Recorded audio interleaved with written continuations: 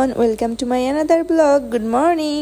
এখন কালবৈশাখী ওয়েদার, সকাল সকাল কুয়াশাময়, দুপুরি কড়া রোদ, সুন্দর একটা মিক্স। যাই হোক, আমি সকাল সকাল ঘুম থেকে উঠে ফ্রেশ হয়ে একটু পড়াশোনা স্টার্ট করে দিলাম। আমি ভাবছি আমি আরো ভোরে উঠবো যাতে আমার সকালে সব পড়া কমপ্লিট হয়ে যায় আর আমি সারাদিন অনেক বেশি ফ্রি থাকি।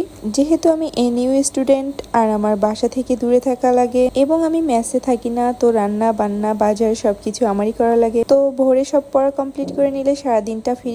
দেখো আমার গাছে কত সুন্দর সুন্দর বাচ্চা দিচ্ছে। নীলকণ্ঠ আমি ভেবেছিলাম বাঁচবেই না, সে দেখি এখন পুরো গ্রিলটা জুড়ে নিচ্ছে এবং স্পাইডার প্ল্যান্টটা নীলকণ্ঠের উপরে নির্ভর করার চেষ্টা করছে।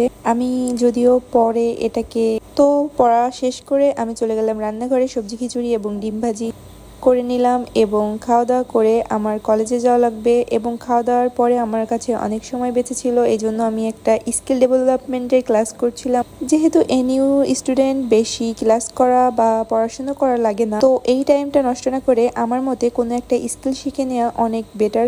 দেখো ফ্রেন্ডস, এটা আমার আগের দিনের ম্যাঙ্গো জুস, যেটা আমি ফ্রিজে রেখে দিয়েছিলাম। তো কলেজ থেকে আসার পরে আমার একটা পার্সেল আসছিল, তার আগে আমি রান্না করে খাবার খেয়ে নিই। পার্সেলটা আনবক্সিং করেই আমি চলে গেছিলাম বাইরে থেকে এসে মাথা ব্যথা শুরু। তো এলাচি চা বাধ্যতামূলক, যদিও আজ সারাদিন চাই খাওয়া হয়নি।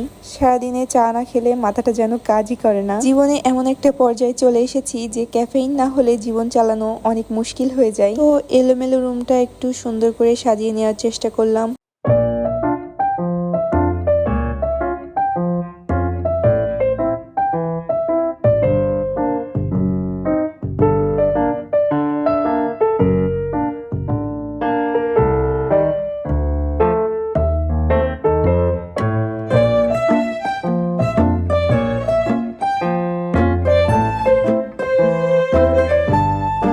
দেখা হবে নতুন অন্য একটা ভিডিওতে। অবশ্যই সাবস্ক্রাইব করে দিবেন। আল্লাহ হাফেজ, বাই।